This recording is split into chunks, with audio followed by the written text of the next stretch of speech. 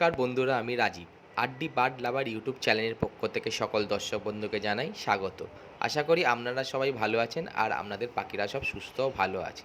আজকে আমি এই ভিডিওতে তোমাদের সাথে বদ্রিয়া পাখি বা বাজিঘর পাখিকে আমি কি খাবার দিই সেটাই ভিডিওতে শেয়ার করলাম।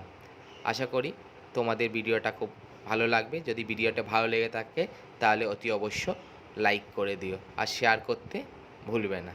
তাহলে ভিডিওটা শুরু করা যাক। আমি বদ্রি পাখিকে বা বাজিঘর পাখিকে যে খাবারগুলো দিই সেইগুলো আজ তোমাদের সাথে আমি শেয়ার করলাম। এটা হচ্ছে কাংনি দানা।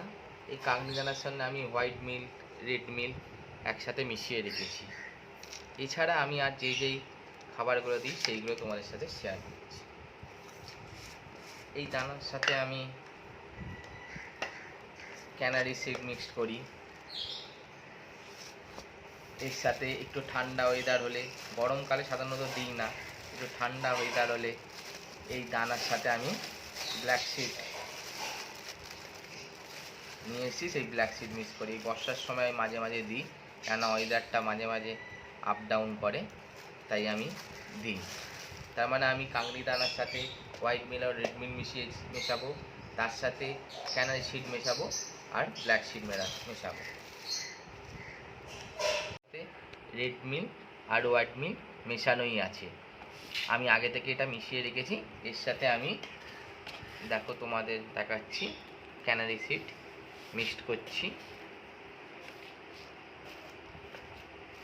আর তার সাথে আমি যেহেতু এখন বর্ষার সময় ওয়েদারটা কখন ঠান্ডা হয়ে যাচ্ছে বা কখন গরম হয়ে যায়, তার সাথে আমি অল্প ব্ল্যাক সিডও মিক্স করছি। শীতকালে এই ব্ল্যাক সিড খুবই প্রযোজ্য।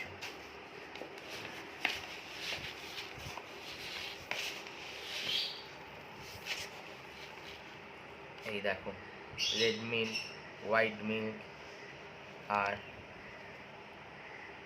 ক্যানারি দানা আর ব্ল্যাক সিড মিশিয়ে দিলাম।